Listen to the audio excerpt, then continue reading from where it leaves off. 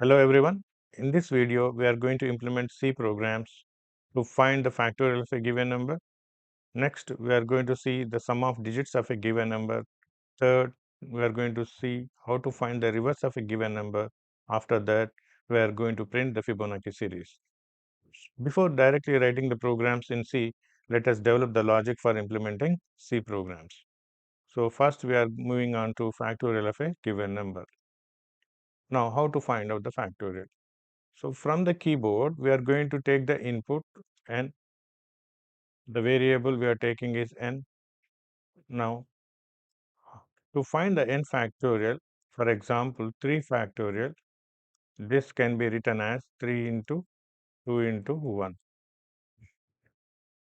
See, last we are writing 1. The same thing can be written as 1 into 2 into 3. You can use this method or this method. And the known values or the base conditions are known values. We know that 0 factorial is 1. 1 factorial is 1. Whenever we get n equals to 0 or 1, n equals to 0 or 1, directly we are returning the value factorial as 1. That's all. When the n value is other than 0 and 1, then we are going to implement the logic as n factorial equals to n into n minus 1 factorial. That means 3 factorial equals to 3 into 3 minus 1 factorial. That means 2 factorial. 3 can be written as 2 factorial can be written as 2 into 1 factorial. So 1 factorial is the known value, that is 1. So first we are taking a variable f, our fact variable, and we are initializing it as 1. And now to find the new value of fact, we are using the statement like this: fact equals to fact into I. So we are using the second method. Fact equals to fact into I means fact value how much? 1, and I value we are starting from 1. Next we are incrementing it, it becomes 2 and 3 and so on. So this is the logic we are going to implement in C program. This is a general logic. Now next we are going to print the Fibonacci series. So actually this series was developed by a mathematician known as Fibonacci. The name was given based on the name of the scientist mathematician. Now, what do you mean by Fibonacci series? In Fibonacci series, first two values are fixed, that is 0 and 1, and third number can be obtained by adding previous two. 0 plus 1, how much? 1. The next number again obtained by adding these two. 1 plus 1, 2. Next number is given as 1 plus 2 as 3. This is the series called Fibonacci series. Now, the logic here is you take two variables like x0 and second one is x1. Initially, you assume x0 equals to 0, x1 equals to 1. And to print the third number x2, you add x0 plus x1. So next time what happens? X0 becomes x1 and x1 becomes x2. So this procedure we have to repeat every time to update the new value. So this we are going to write in the loop, and these two we are going to write outside the loop. Before the loop, we are going to print 0 and 1. Within the loop, we are going to write the statements. And the input for the Fibonacci series, we are going to accept as n, where n indicates the number of terms. Number of terms. If I give n equals to 3, the number of terms we are going to print 0, 1, 1. See, out of the 3 terms, already we are first printing. First one is x0, second one is x1. These two are already we are printing before the loop. So in the loop, we are going to use the condition that while I is less than or equals to n minus 2. N minus 2 why we are using? Already before the loop, we are printing the x0 and x1. So this is the logic the condition we are going to use while implementing the loop to find out the Fibonacci series. So that we will see while writing the C programs. After that, we are going to see how to find out the reverse of a given number. Reverse of a given number. For this, what is the logic you have to implement is take any number n and assume that The input we have given from the keyboard using scanf is 123. Now 123 must be changed to 321. How it is going to obtain? So the logic we have to use is take a number, original number 123, and divide with 10. 10, 12 are how much? 120. Take the remainder 3. 3 is the remainder. Now you use the equation or expression r equals to n percentage 10. So in this case, we are going to get r equals to 3. After getting r equals to 3, now you use the logic that take an expression reverse equals to reverse into 10 plus r. And initially you assume a variable reverse whose value is 0. Now 0 into 10, 0 plus r becomes how much? 3. So new reverse becomes 3. Now after that, next you write the statement n equals to n by 10. The main difference between the modulo division and this division is different. This percentage symbol gives the remainder and this division symbol gives the value 12 coefficient. Division gives this value, percentage gives the remainder 3. Now in this case, the new value of n we are obtaining is coefficient, that is 12. Now repeat this process in the loop. Next time n value becomes how much? 12. Now what you do is take the number 12 and divide with the same again with 10. 10 1s are 10. What is the remainder? We are getting 2. After getting the remainder 2, use the equation reverse equals to reverse into 10 plus r. Already I said that in the previous statement, reverse is how much? 3. 3 into 10 plus new r value is this. How much? 2. That is in the sense 30 plus 2, we are going to get 32. After that, n value is changed like this, n equals to n by 10. So in this case, 12 by 10, 12 by 10, that means 10 1s are 10, the remainder is 2. Remainder is 10, but we are going to get the coefficient for this. N equals how much? 1. Now again repeat the process. Now next what we do is reverse equals to reverse into 10. How much? 32 into 10 how much? Into 10 plus r, that means 320. 320 is this. So next time what happened? N value is 1, right? N value is 1, remainder is already 2. Here we got this. So next time n value becomes 1, you divide 1 with 10. 10 zeros are 0. The remainder we are going to get is 1. In this case, we are going to get the remainder is 1. So we are going to get 321.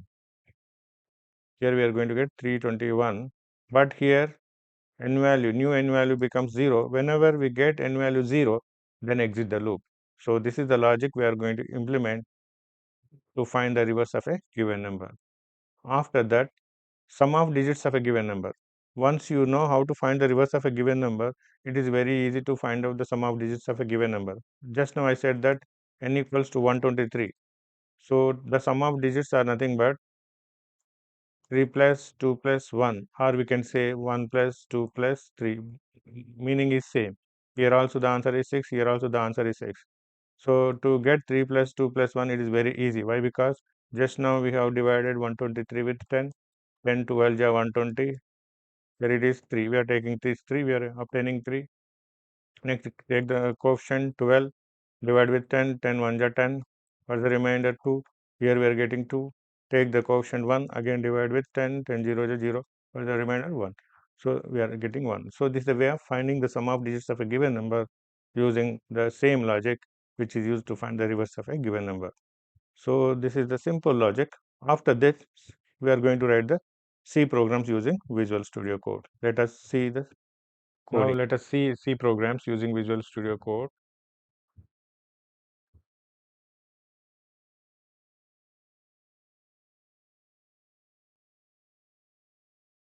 So first program we are writing is to find the factorial of a given number. Program to find the factorial of a given number. Right? Hash include stdio.h int main opening brace. To take, I said no, the variables are integer n comma f comma I, and initially you assume that f equals to 1. Next, read the value from the keyboard. For that, I'm writing printf, enter any number slash n double quote close scanf percentage d comma ampersand n. Right, after this you also initialize I equals to 1. Now use the while condition, while loop or any loop you can use, but I'm using while I is less than, the condition you have to use while I is less than or equals to n, opening brace. Here you have to use the condition that if what I said is if n equals to 0 or n equals to 1, then I said that the factorial is 1, right? So directly we are going to return the value of f, that is 1, when n equals to 0 or n equals to 1. Why? Because the factorial is 1. So we are returning f. So whenever n value becomes 0 or 1, just use the break statement. Break. Right? Other than n equals to 0 or n equals to 1, next what you do is just you write f equals to f into I. F into I. I will explain the instructions one by one. Next you write I equals to I plus 1. So this is within the while. Now after while what you do is you write printf the factorial is percentage d, just you write slash n. Before this you have to print the value f, and finally you write the statement return 0. So this is the program. I will explain each and every statement in clear. Before that you save it and check whether there are any errors. Now I'm going to run it. It is asking any number. For example, I'm giving the input 5, so you should get the answer is 120. You see the factorial is 120. Now you do one thing. Next time running second time. So in this case you give n equals to 1. When you give n equals to 1, if condition is executed and finally we are exiting from the while, we are coming out of the while and directly we are printing f value whose value is 1. You see the factorial is 1. So if you execute for n equals to 0 also, we are getting the same output. See, you do one thing. I'm giving 0. The factorial is 1. So this is the logic and we got the output. Now you see here the execution of the C program starts from the main, right? I'm clearly explaining the execution part. Execution starts from the main. I'm highlighting the execution. After that, we are declaring these three variables. Why? Because we are going to use these variables. And initially, we are assuming that f value as 1. Why? Because we are going to multiply f with some other variable so that the multiplicative inverse is 1. So we are taking f equals to 1. After that, we are executing the printf statement. So it asks enter any number on the screen. Now on the screen, we are going to give the input n. Assume that we have given n equals to 5. N value how much? 5. Okay. Now we are initially assuming that I equals to 1, right? Now I value how much? 1. Now enter into the while loop. While I value how much? 1. N value is 5. 1 is less than or equals to 5. Yes, the condition is true. When the condition is true, then the control enters into if block. Now check the value of n equals to 0. No. Or n equals to 1. No. Why? Because n value is only 5, not 0 or 1. In this case, what happened? This break statement is not executed. Please remember that when the if condition is true, then only the break statement is executed. But here the if condition is false, then the break statement is not executed. Then it goes to the statement f equals to f into I. Now new f value equals to f old f value. How much? Here we have 1. Now 1 into I value how much? 1. 1 into 1, 1. The new resultant value is 1, that is stored in the f left side f. After that, we are going to execute the statement I equals to I plus 1. New I value equals to old I value how much? 1. 1 plus 1, 2. New I value becomes 2. After executing this I equals to I plus 1, this closing brace sends the control to the beginning of while. Now the control is passed here second time. So for the second time, I value how much? 2. 2 is less than or equals to n value how much? 5. The condition is again true second time also. Now enter into the if block. Is n equals to 0? No. N equals to 1? No. Break statement is not executed. Only this statement f equals to f into I is executed. So in this case, what happened? New f value equals to old f. Old f means previously we have calculated f as 1. 1 into I value how much? 2. 1 into 2, 2. New f value becomes here 2. Now come for the statement I equals to I plus 1. In this case, I equals to 2 plus 1. New I value becomes 3. Now come here. Again, it sends the control to the while loop. 3 is less than or equals to 5. Yes. N equals 0. No. Come here. F equals to f into I. F value previously 2. 2 into I value 3. New f value is 6. Right. Next I value becomes 4. Now again pass to the while. 4 is less than or equal to 5. No. N equals 0. No. Break statement is not executed. Now f equals to previously f value 6. 6 into 4. How much? 24. Now I value becomes 5. Again it enters into, it sends the control to the beginning of while. I value 5. 5 is less than or equal to 5. Yes. The condition is true. N equals 0. N equals 1. No. Now come here. F equals to f value 24 into I value 5. Total how much? 120. Now new I value becomes here 6. Again send the control to the beginning of while. Now I value is 6. 6 is less than or equal to 5. No. In this case the condition is false.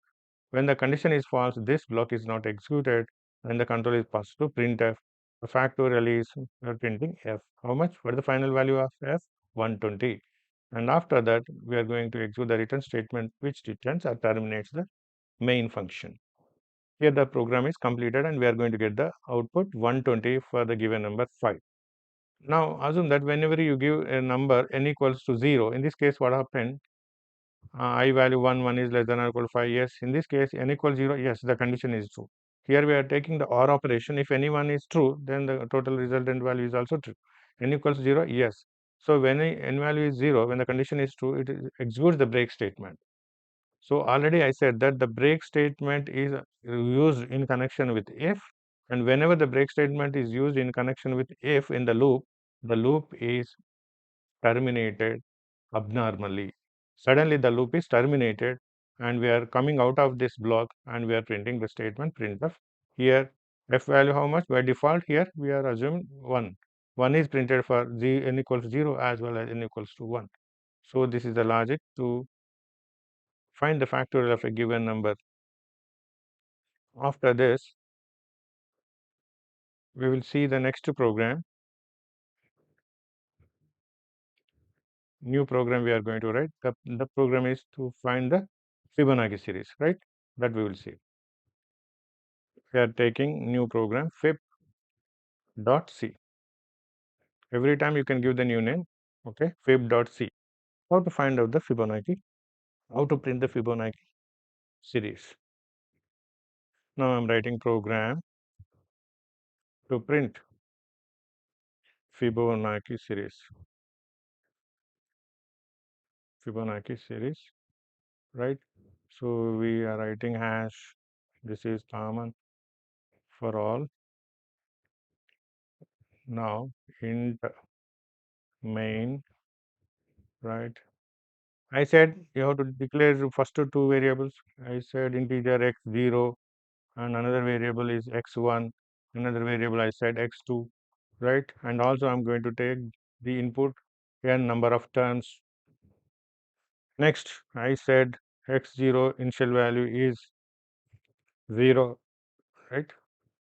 X0 is 0, x1 is 1, right? So these are the predefined values.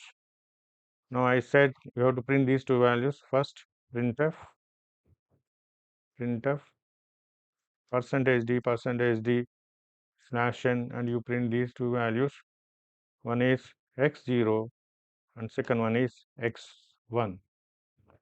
Okay, after this, what you after this what you have to do is, so you do one thing before printing these values. Accept n, printf, enter number of terms, enter number of terms slash n, right? That number of terms means scanf, you read %d double quotes close ampersand n, right? This is %d. Okay, after we are reading the number of terms, after that we are printing first term and second term. Now the remaining terms are n minus 2. For that you do one thing, you declare a variable I also whose value equals to 1. So in the declaration part also you mention the variable I also we require. Why? Because to iterate the loop we are taking I equals to 1. Now the condition you have to use is, and the loop I am mentioning is while. Now you take I is less than or equals to, what do you say, n minus 2. Why n minus 2? Why? Because we have already printed x0, x1 means two terms already completed. The remaining terms to print is n minus 2. Okay, opening brace. Now in this case what you do is, now you interchange the values, right? x0 becomes x1, x1 becomes x2,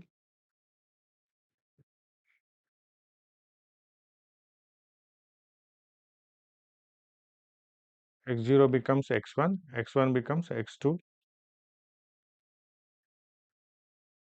But before you do one thing, x2 is nothing but x0 plus x1, x0 plus x1, x2 equals to x0 plus x1. Now we are interchanging the values. x0 is x1, x1 is x2. Now after calculating x2 equals to x0 plus x1, now you print x2 value, printf %d slash n, and you print x2 value, right? After this, just and final statement you write return 0. Let us save the program and we will check whether there are any errors.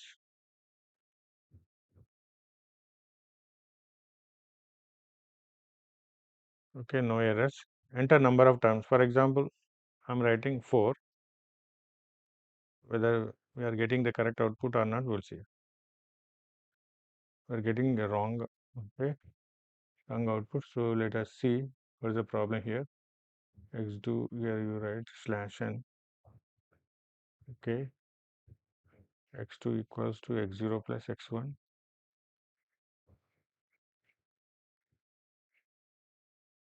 Now we are interchanging the values. X0 equals to x1, x1 equals to x2.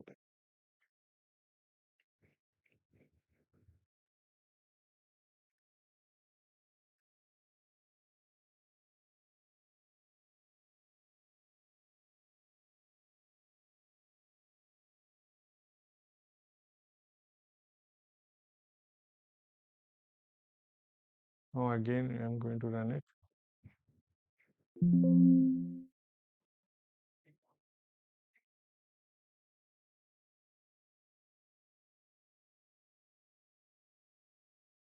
There are some errors, maybe we'll check it.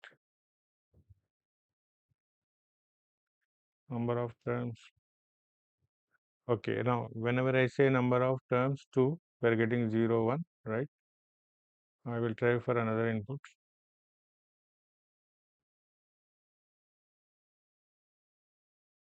Number of terms I'm saying 4.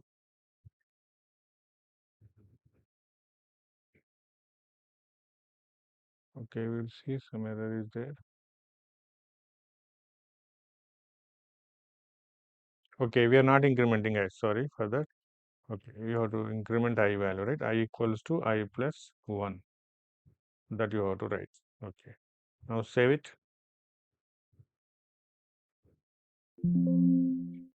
Wait.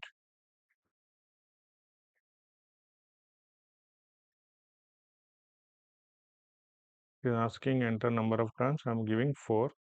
Right, 4. You see here. 0. From 0 to 2, how many terms are there? 4 terms, you see. 0, 1, first to 2 values, next to 1, 2.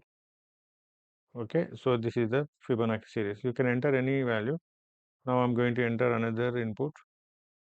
I will give 10. You give 10. You see, so this is the Fibonacci series we got, right? This is a program to print Fibonacci series. Now I will explain the logic. Right, execution starts from the main. Okay, we have declared the variables. X0 is first 0, x1 1. We are giving enter the number of terms. For example, n we have given 4. Now first we are printing x0 and x1. How much? X0 is 0, x1 is 1. 1, 0 and 1 are printed. Next I value 1. So 1 is less than or equals to number of terms are 4, right? 4 minus 2, 2. 1 is less than or equals to 2. Yes. Now we are entering into the loop. Now in the loop, what we are doing is we are saying x2, new value of x2 equals to x0. x0 means 0, x1 is 1, 0 plus 1, 1, x2 is 1. So we are printing x2. Already 0, 1 is printed. Next we are printing x2. How much? 1, 0, 1, 1. Now next x0 becomes x1, x1 becomes x2. So interchanging with the values. Now I equals to I plus 1. How much? I value becomes 2. Now it sends the control to the beginning of while.